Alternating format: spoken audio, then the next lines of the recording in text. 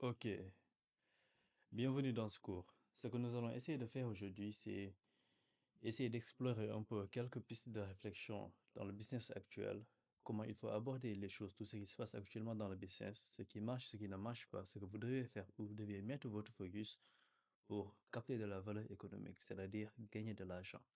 L'idée aujourd'hui, c'est de vous partager mes quelques constats actuels sur le business en ligne. J'ai un business à plus de 5 chiffres par mois qui tourne avec une équipe de 3 personnes. Et j'ai envie de vous montrer aujourd'hui ce qui marche, ce qui ne marche pas, comment vous devez aborder les choses avec tout ce qui se passe actuellement dans le monde, avec les nouvelles avances, avec l'IA, la créateur économie et toutes ces choses. Et l'idée, en fait, c'est de vous montrer le bon chemin à prendre pour capter de la valeur économique. OK? Idéalement, gagner vos premiers 5 000 € en 60 jours. OK? C'est ça notre objectif. Donc, j'ai préparé tout un document doc avec mes notes, mes écritures et on va tous les parcourir. OK? Donc, l'idée, c'est de vous montrer les nouvelles règles du jeu. Parce que, spoiler alert, eh ben, les choses ont évolué. On n'est plus en 2016, on n'est plus en 2018. OK? Donc, ici, je vais plutôt changer le titre. OK? Enfin, le souci, c'est que 10 000 €, c'est un peu cliché. Toute personne qui essaie de se lancer dans le business en ligne a, disons, comme objectif de faire des 10 000 €, etc. Alors que dans le monde que nous vivons actuellement, dans un monde d'incertitude où les choses se passent si vite, où chaque instant on a des nouvelles updates, que ce soit sur l'IA, que ce soit eh ben, sur les conflits nationaux actuellement, on vit, disons, dans un monde d'incertitude, ok, où on ne sait pas ce qui pourrait se passer demain. Dans un monde d'incertitude, l'objectif c'est de gagner de l'argent le plus rapidement possible pour être mobile, ok, pour être mobile pour quand ça dégénère, eh ben, on puisse se casser rapidement. Ok. Euh, eh ben, l'objectif, c'est de tester le maximum de choses dans une fenêtre de temps réduite. Et l'idée, c'est d'avoir une première confirmation que ce qu'on a testé marche pour après se concentrer là-dessus et aller chercher le gros argent, c'est-à-dire 10 000 € par mois. Ok. Donc, notre objectif ici, c'est de se donner une fenêtre de 60 jours. Et dans ces 60 jours, l'objectif, c'est de gagner 5 000 € en 60 jours. Ni plus, ni moins. 5 000 €, c'est d'avoir la première confirmation que on tient une bonne idée. OK? Donc, 5 000 € en 60 jours. Ni plus, ni moins. Si après 60 jours, on n'a pas atteint 5 000 €, eh ben, on réitère ce qui a marché, ce qui ne marche pas. On élimine ou, ou, on, ou on recommence. OK? Donc, l'idée ici, c'est de capter de la valeur économique et non de créer de la valeur économique. Comme je l'ai expliqué tantôt, on vit dans un monde d'incertitude. OK? Et dans un monde d'incertitude, il est beaucoup plus simple de capter de la valeur que d'autres gens ont créée dans l'idée de faire de l'argent le plus rapidement possible. Si vous voulez, lorsqu'on se lance dans le business en ligne ou bien lorsqu'on entend les entrepreneurs, les coachs donner des conseils, ce qu'on entend le plus, c'est il faut créer de la valeur. Il faut créer de la valeur. OK? Mais ce qu'on oublie parfois de vous dire, c'est les gens qui créent de la valeur sont des gens qui en captent souvent le moins. Prenons l'exemple avec les agriculteurs. C'est des gens qui nourrissent le monde, c'est des gens qui créent de la valeur, mais ils sont majoritairement pauvres, en tout cas de ce qu'on peut observer. Et les gens qui s'enrichissent, ce sont les distributeurs. Les distributeurs, ce sont eux qui captent la valeur créée par les agriculteurs. Et donc, cette même asymétrie, ce même schéma, on peut le retrouver partout ailleurs. Et aujourd'hui, l'IA avec les nouvelles technologies, avec la création économique, toutes ces choses ont rendu cette asymétrie encore plus brutale. On est arrivé à un moment où, littéralement, on peut vibe coder le sas de quelqu'un d'autre en quelques heures. On peut rapidement créer un wrapper. On peut rapidement, disons, construire une page de vente. Si vous voulez, on va arriver, enfin, on est plutôt dans une ère où on va voir émerger les business de 4 heures. C'est-à-dire, en fait, on se réveille d'un bon jour. À 9 heures, on a une idée de business qui pourrait marcher ou bien une offre qui pourrait marcher, un produit intéressant. À 9h45, on crée la landing page. À 10h15, on crée le produit. Et à 11 heures, on lance les ads et on reçoit les premiers clients rapidement. On est arrivé à un monde, en fait, où la barrière technique, c'est-à-dire ce qui prenait généralement du temps, créer la landing page, écrire les emails marketing, les ads, etc., eh ben, l'IA fait ses tâches de manière bien. Ok? Donc, on est arrivé à un point où construire ne vaut plus rien. Et donc, on va rapidement voir des business de 4 heures émerger. Mais le point ici, c'est que on vit dans un monde d'incertitude et l'objectif, c'est de générer des cash le plus rapidement possible. Et donc, pour cet objectif, le plus simple, c'est de capter de la valeur déjà créée que plutôt de créer de la valeur, c'est-à-dire de lancer dans quelque chose de nouveau, de se casser la tête, d'innover, etc. Ok? C'est hyper important de faire cette première précision, donc avant de démarrer le cours. Ok? Donc, précision importante à faire avant le début de ce cours. Alors, ce que vous devez retenir overall dans ce cours, c'est que le milieu se fait dévorer, les gens qui sont au milieu se font dévorer, les extrêmes résistent, capter de la valeur, c'est rentable et il faut générer de cash, extraire le maximum de cash possible. Ok? Maintenant, on va démarrer avec mes premiers constats dans le business. Et si vous voulez, en fait, ce cours sera beaucoup plus théorique que pratique. Mon objectif, en fait, c'est que je vois énormément de gens qui se font rétamer dans le business en ligne actuellement, qui lancent des choses qui ne sont plus d'actualité, qui galèrent à gagner de l'argent, qui pensent en fait que gagner de l'argent sur Internet n'est pas possible parce qu'eux-mêmes, ils galèrent et ça fait très longtemps qu'ils galèrent, etc. Et quand on analyse un peu ce qu'ils font, eh ben, ils font généralement des choses stupides parce qu'ils ne comprennent pas généralement ce qui se passe. Ok? Disons, c'est des gens qui suivent ce que d'autres entrepreneurs leur conseillent. Et donc, ils sont un peu renfermés dans des boîtes. Et pour un peu, en fait, déconstruire cela, eh ben, il faut d'abord, disons, vous donner les conditions nécessaires avant de se lancer dans quelque chose, avant de lancer plutôt un business rentable. Il faut d'abord construire votre vision macro des choses. Ok? Et donc, c'est l'objectif de ce cours. Ce week-end, je prévois de faire un live. Ce sera soit ce 28, soit samedi ce 28 ou dimanche le 29. Dans tous les cas, suivez-moi sur Instagram et vous aurez toutes les informations là-bas rapidement. Ok? Donc, on démarre avec le premier constat, surfer au lieu de bâtir. Alors, ce que j'essaie de dire ici, surfer ou bien bâtir. Si vous voulez faire de l'argent ou bien construire un business qui génère de l'argent, si vous voulez le business le plus simple possible, en fait, au début, ça demande tellement d'efforts, tellement de ressources à déployer, que si on y va en mode, voilà, on va juste copier-coller des business, l'objectif c'est de gagner de l'argent le plus rapidement possible, on s'en fout, on voit qu'il y a une personne qui a gagné un minimum d'argent dans ce business, nous aussi on peut copier-coller ce business et rapidement gagner de l'argent. Si vous voulez, si vous y allez avec cette réflexion de gagner de l'argent le plus rapidement possible, je ne dis pas que ça va être compliqué, mais ça va être laborieux. Ça va être laborieux, ça va tellement être compliqué qu'au final, en fait, vous allez tout simplement lancer quelque chose d'autre, pivoter, changer de produit et vous allez tourner en rond. Et c'est ce qui se passe actuellement avec la plupart d'entre vous.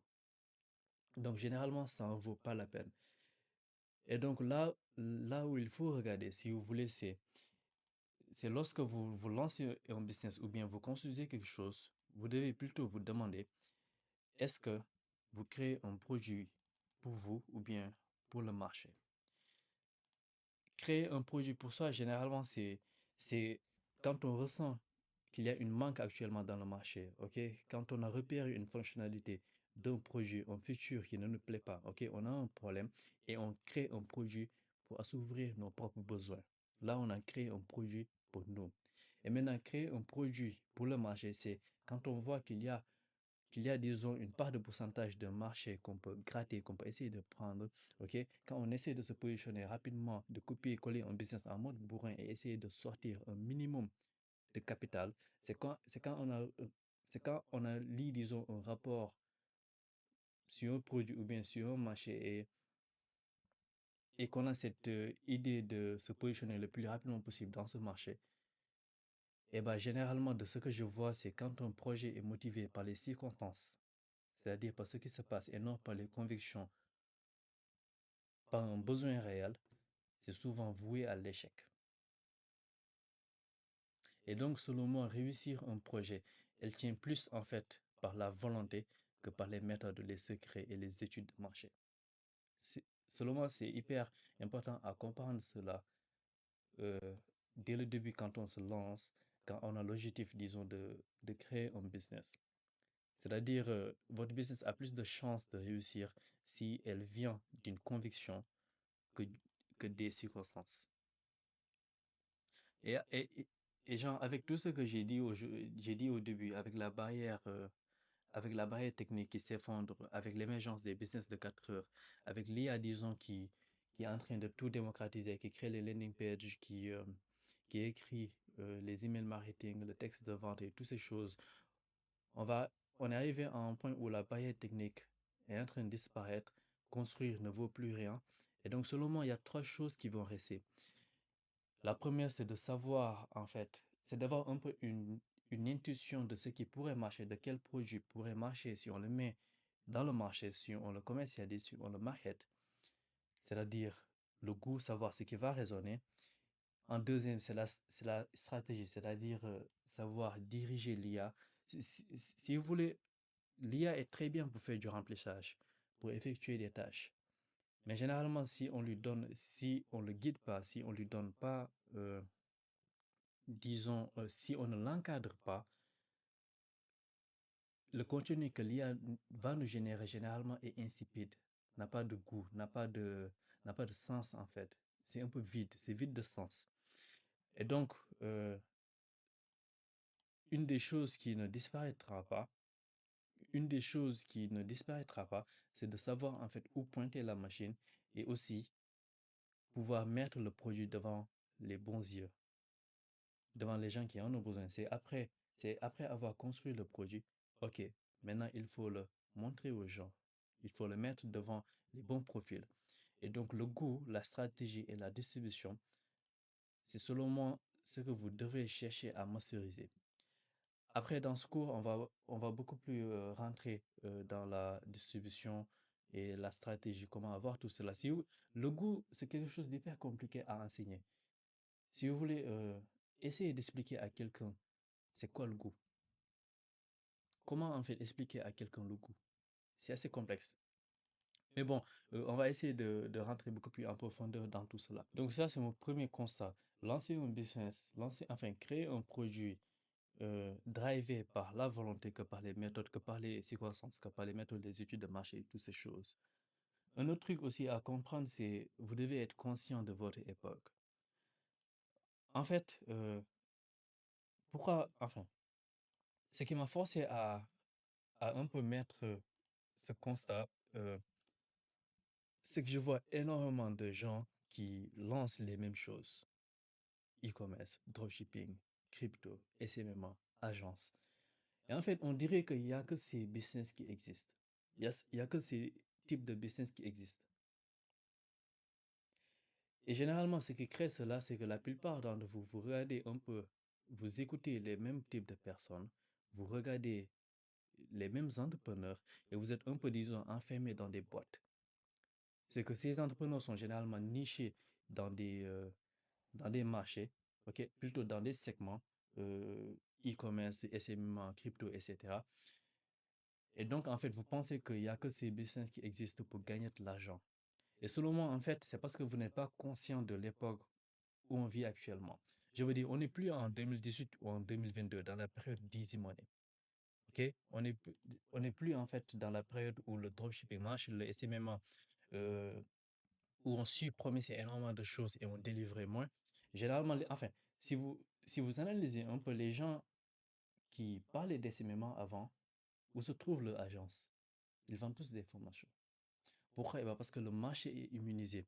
On est arrivé dans un moment où les gens ont vu les mêmes scripts, les mêmes messages de vente, les mêmes promesses. Ce qui veut dire, en fait, la barre pour détourner l'attention d'une personne ou bien pour pousser une personne à prendre une action, ça peut être celle d'acheter votre produit ou bien de s'inscrire à votre newsletter, à votre produit, de mettre son adresse email quelque part, est vraiment haute, en fait. C'est vraiment devenu laborieux. La barre est vraiment haute. Et donc, ce que je voulais dire aussi, c'est qu'il n'y a pas que ces business qui existent. Selon moi, l'une des business qui a beaucoup de potentiel ou bien qui génère le max d'argent, ce sont généralement les business de consommation. C'est-à-dire tout ce qui tourne autour de la relation, la santé, la discipline, la spiritualité, la validation sociale, c'est-à-dire tout ce qui peut aider une personne d'augmenter son statut dans le rang social dans la société. Ok. On reste toujours dans les trois gros marchés.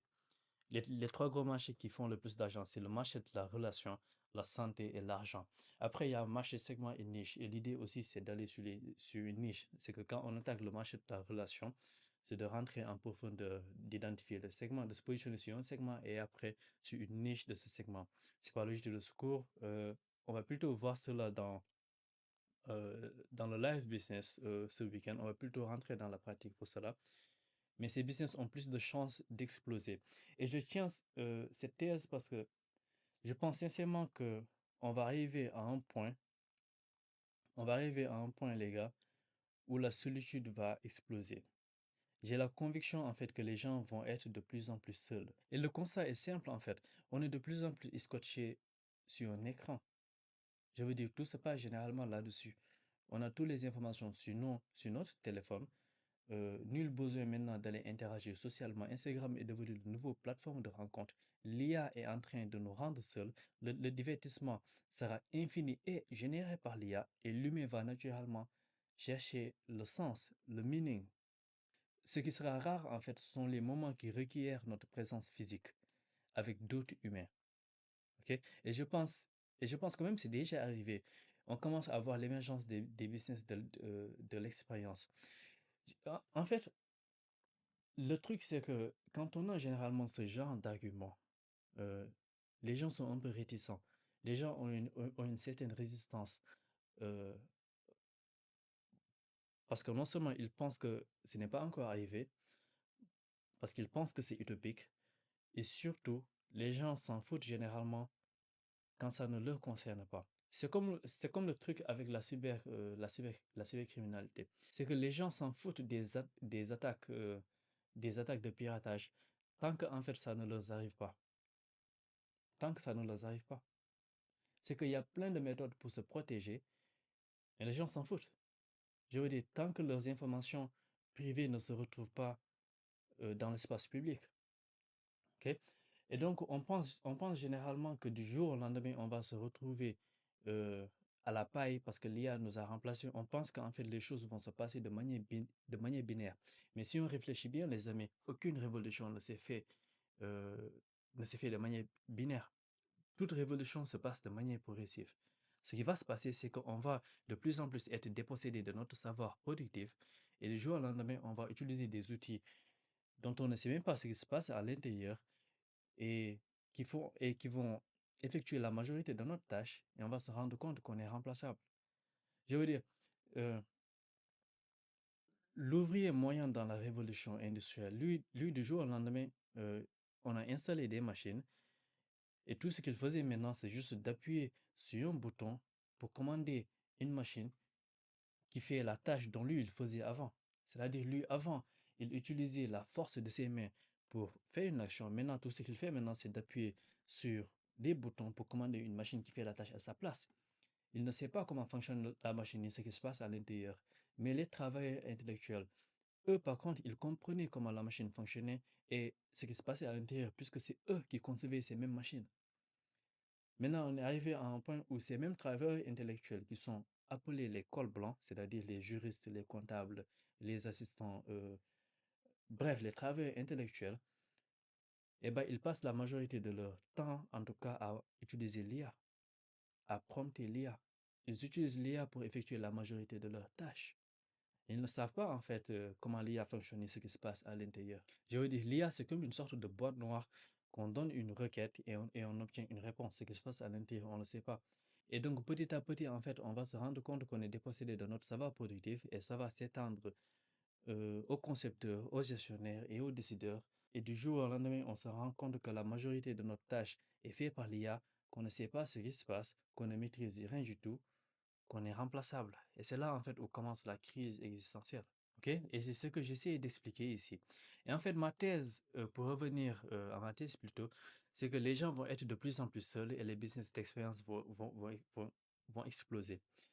Et une des idées de business que j'ai dans ce sens, pour un peu rendre pratique tout cela, ou pour un peu, disons, guider votre votre réflexion, euh, c'est un peu, disons, d'organiser des mini-conférences en bar, des mini-conférences de 45 minutes données par des professeurs, des experts, ok, dans des bars, dans des restaurants. Ma façon de voir le truc, c'est, imaginez par exemple, il y a un sujet qui vous intéresse, ok? Euh, il y a un sujet qui vous intéresse, vous êtes passionné par quelque chose, ok? Vous avez envie de sortir en mode chill, ok? Pas vous casser la tête. Vous allez dans un resto après le travail ou bien le soir, peu importe, vous consommez votre cocktail et en même temps vous écoutez un expert, un professeur, peu importe, parler d'un sujet qui vous intéresse. Ok, ça peut être la psychologie, ça peut être l'économie par exemple, l'IA actuellement, ça peut être l'histoire d'une ville, peu importe. Mais juste en fait, vous êtes tranquille dans un resto, vous sirotez tranquillement votre verre et vous écoutez un expert parler d'un sujet pendant 45 minutes. Et là, vous êtes chill, tranquille, vous faites des rencontres et en même temps, vous apprenez des choses. Je pense sincèrement qu'on va voir émerger ce genre de business. Et en fait, il y a déjà un business qui fait ça aux US, pour vous dire. Je pense le nom, c'est The Lecture on Tape, si je me trompe pas. Non, plutôt Lecture on Tape, je pense. Je pense que c'est ça. Euh, bref, je vous laisse faire la recherche. Mais il y a un business qui fait déjà ce concept aux US et qui a l'air de très bien marcher. Et niveau business, la façon dont je vois ça tourner, c'est que vous faites, disons, un partenariat avec un bar ou bien avec un restaurant local. OK? Vous invitez un expert régional, venir parler sur un sujet, ça peut être la psychologie, l'économie, l'histoire de la ville, de manière amusante, etc. OK? Les places sont limitées à 60. Vous les vendez 19 000 francs par place, c'est-à-dire 30 euros. Cocktail, et les gens reçoivent en retour cocktail gratuit et les 45 minutes de la conférence. OK? Vous en faites 4 par mois. Et là, c'est déjà 80 000 euros, plus de 80 000 euros, OK, annuel. Et vous avez un business qui tourne en bouche à oreille avec Instagram, la publicité, et c'est scalable par ville. C'est-à-dire, vous en faites 4 conférences par mois, par ville. C'est facilement scalable. Bref, c'est juste une idée de business que j'ai en ce sens et franchement, ça donne envie de le faire. Ça donne vraiment envie de lancer. Mais c'est juste en fait pour guider votre réflexion. Ce qui nous amène naturellement à notre prochain point, c'est de se demander en fait, finalement, qu'est-ce qui vaut la peine de construire? Qu'est-ce qui vaut la peine de faire? Est-ce qu'il est intéressant de passer 6 à 12 mois à construire un produit qui deviendra commoditisé, qui sera en fait un simple prompt à ChatGPT, sachant qu'il est toujours possible de lancer un business commoditisé dans le but d'extraire le maximum de cash et de disparaître le plus rapidement possible avant que l'IA prenne ce genre de business. Et donc, l'un des filtres que j'ai trouvé pour bien répondre à cette question, c'est de se demander est-ce qu'on est dans l'extrême tech ou bien dans l'extrême relation. Ça c'est quelque chose que j'ai volé à Tougan Barra, Arnaud Labosière, alias Tougan Barra. Donc, pour ceux qui sont un peu dans le marketing underground et toutes ces choses. Et même, tout ce que je suis en train de vous partager ici, ça vient d'expériences personnelles, certes, mais aussi des choses que j'ai appris. Donc, mes références un peu, c'est Greg Eisenberg, Arnaud Labosière, comme évoqué, Peter Leviels, Naval Ravikant, ok, pour la vision macro et toutes ces choses. Ok? Donc voilà un peu mes références donc, pour guider vos apprentissages. Et donc pour revenir ici, l'un des filtres que j'ai trouvé intéressant pour répondre à cette question, qu'est-ce qui vaut la peine de faire actuellement, c'est de se demander est-ce qu'on est plutôt dans l'extrême tech ou bien dans l'extrême relation. Et en fait, on part à l'idée que la barrière technique a disparu. Ok? On part à l'idée que faire un SaaS sans vraie infrastructure, avec juste des API, des API qu'on connecte, ok, et un LLM, c'est des choses qu'on peut vibe coder en quelques heures. Ok? Si vous pouvez le faire en quelques heures, quelqu'un d'autre peut le faire en quelques minutes. Ok? On part à l'idée que le support client, c'est quelque chose que l'IA fait très bien. On part à l'idée que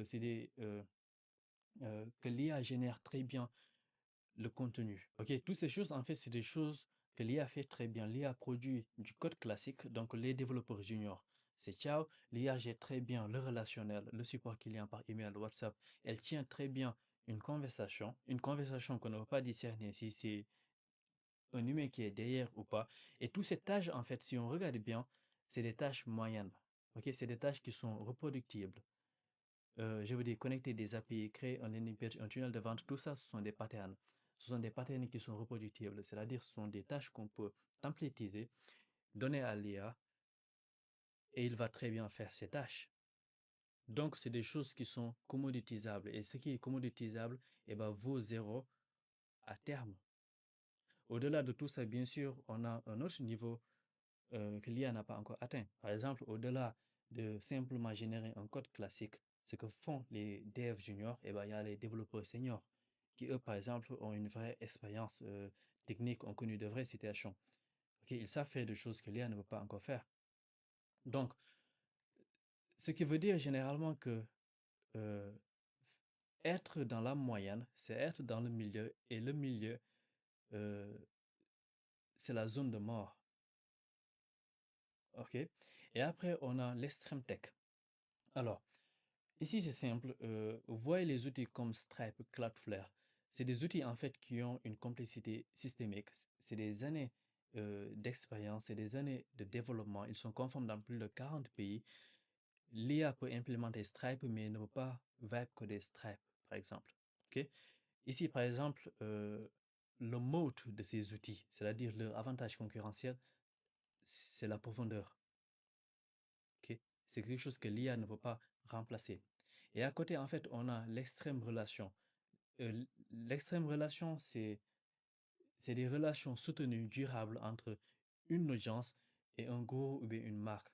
Ok, c'est des années de preuves, c'est des années de confiance, de vulnérabilité, de vécu partagé. Euh, L'IA ne peut pas simuler. L'IA peut certes simuler une conversation, mais ne peut pas simuler 5 ans d'histoire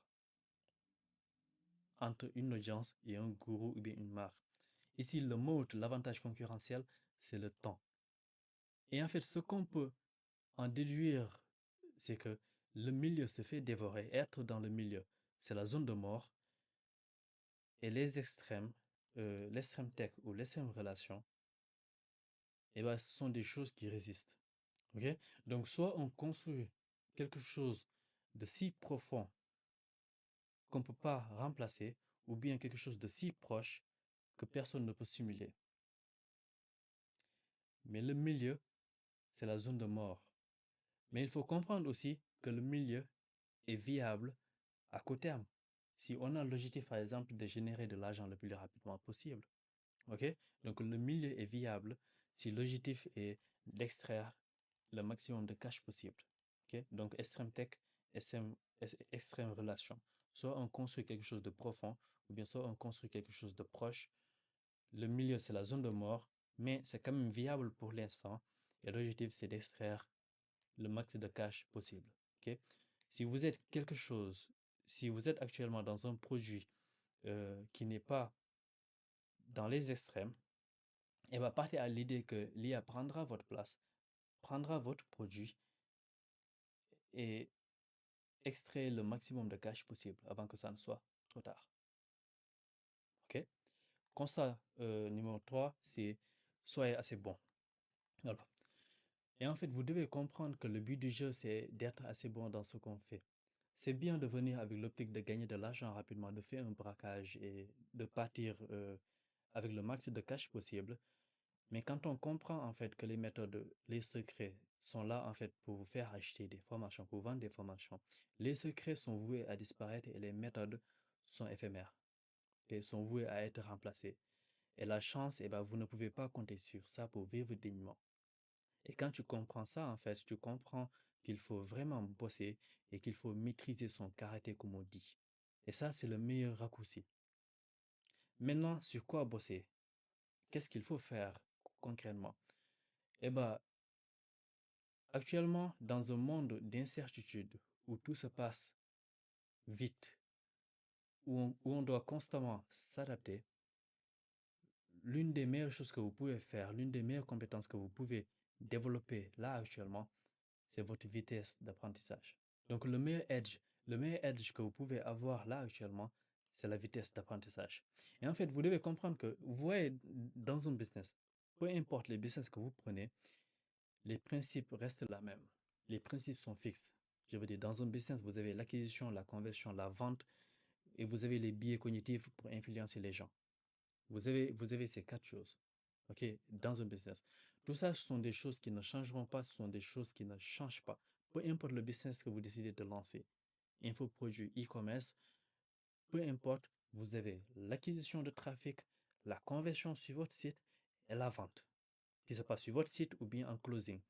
Et vous avez les biais cognitifs que vous allez utiliser dans votre copywriting, c'est-à-dire le contenu pour écrire vos tunnels de vente, vos sites internet ou bien pour créer vos créatifs publicitaires. C'est des choses qui ne changeront pas. OK? Mais par contre, les stratégies, c'est des choses qui changent.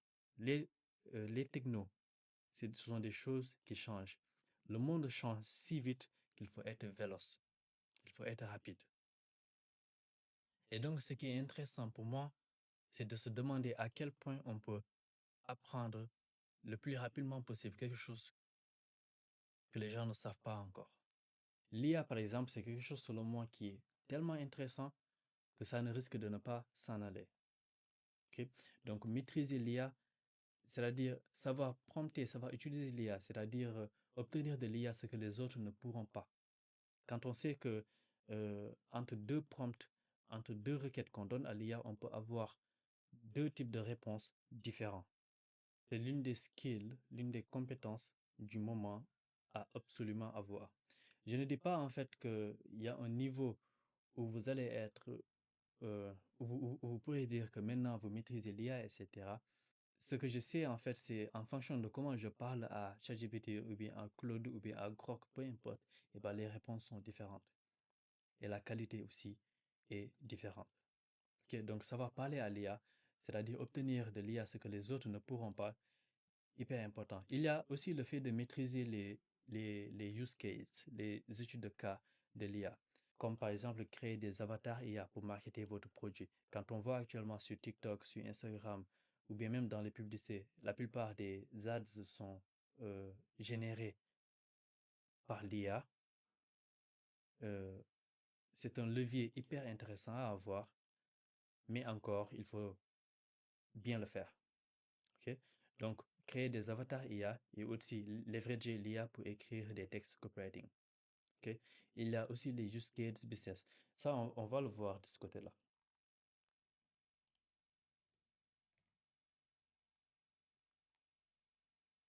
Ok. Et donc, ce qui nous amène à mon constat numéro 4, c'est copier sans être une copie. Alors, ce que je veux dire par là, en fait, les gars, dans 90% du temps, il faut juste copier ce qui marche. Il faut juste copier ce qui marche, en fait. Et il y a une différence entre copier et intégrer. C'est-à-dire, le framework est simple. On prend ce qui marche, on l'analyse, on le digère, on le modifie et on recrache notre propre version à nous. Ok. Si vous êtes fondateur, par exemple, ok, ou simplement si vous vendez un produit, un service, peu importe, une chose qui vous aidera le plus sur le moment, c'est d'être au courant des, des cas de réussite du moment. C'est-à-dire des études de cas, marketing, produits, des réussites des boîtes, des réussites des produits e-commerce du moment, ou bien des stratégies marketing. En fait, on est plus en fait dans le reverse engineering plutôt que dans la chance ou bien dans les secrets. C'est-à-dire, il est beaucoup plus simple en fait de repérer une stratégie marketing d'un produit qui a l'air de pas mal marcher, d'analyser ces stratégies, de prendre cette stratégie et de l'appliquer dans notre produit à nous. On est plus en fait dans le reverse engineering que la chance ou bien les secrets. Et donc, selon moi, le fait de connaître les tactiques du moment, comme par exemple pour distribuer son produit euh, avec le click farming, le click farming, si vous voulez, il y a une boîte aux US qui s'appelle Cloudly. Cloudly qui est en train de, enfin, qui a eu, disons, une réussite phénoménale, une réussite fulgurante, juste avec une stratégie de distribution de masse très simple. C'est que ils ont recruté, disons, des milliers de monteurs vidéo, ok, de clippers, ce qu'on appelle des clippers. Et le rôle de ces gens, c'est juste de prendre les podcasts, les contenus générés ou bien faits par le fondateur de Cloudly, qui s'appelle Roy. Et donc, ces gens, ils vont juste, en fait, clipper ces contenus et générer des milliers de versions euh, de clips et juste inonder les réseaux, inonder TikTok, Instagram, toutes ces choses. Et donc, ils ont eu une énorme exposition. Ils ont eu beaucoup de mindshare, c'est-à-dire des parts de marché dans la tête des gens. Et bah, ça leur a permis de tout simplement propulser leur SaaS. Le SaaS qui est un simple outil IA. Ok. Et grâce à ça, ils ont levé, je ne sais pas, plus de 15 millions avec le fonds euh, d'investissement de Mark Andreessen et 16Z. Et donc, on a beaucoup de boîtes, par exemple, qui ont leveragé cette même stratégie. Ok, il y a Cloudly, il y a Duolingo, etc. Et donc, connaître les tactiques du moment, être conscient du marché, encore une fois, vous aidera plus à marketer votre projet parce que ça montre en fait la psychologie du marché de manière très simple. En fait, il faut comprendre que euh, quand on est dans un monde où la barrière technique a disparu, eh ben, qu'est-ce qui reste? Ce qui reste, c'est la distribution. C'est de distribuer son produit. Ok. Donc, connaître les tactiques du moment, le click farming, et de savoir en fait que les publicités divertissantes convertissent mieux que les publicités listes, que les publicités listes. Enfin, ce que je veux dire par là, c'est qu'on est arrivé à un moment où, encore une fois, le marché est devenu mature. Euh, genre, c'est-à-dire, on n'est plus dans un moment où la publicité lisse, corporate, faite par des entreprises, marche actuellement. Ce qui convertissent le mieux, en tout cas, ce sont les publicités divertissantes où on crée, disons, des situations où on met son produit en action de manière divertissante. Et donc, il faut connaître les tactiques. Et donc, il faut connaître les tactiques du moment. Et c'est pareil aussi sur les produits e-commerce, infoproduits, etc. En fait, à chaque fois, il faut se demander, euh, à chaque fois qu'on découvre une réussite business du moment, il faut se demander, en fait, qu'est-ce que cette réussite dit sur la psychologie du marché? Voilà. Qu'est-ce que cette réussite me dit sur la psychologie du marché aujourd'hui? Ok. Et donc, ce qui me ramène naturellement à mon constat numéro 5, c'est de connaître son ennemi et de bourriner.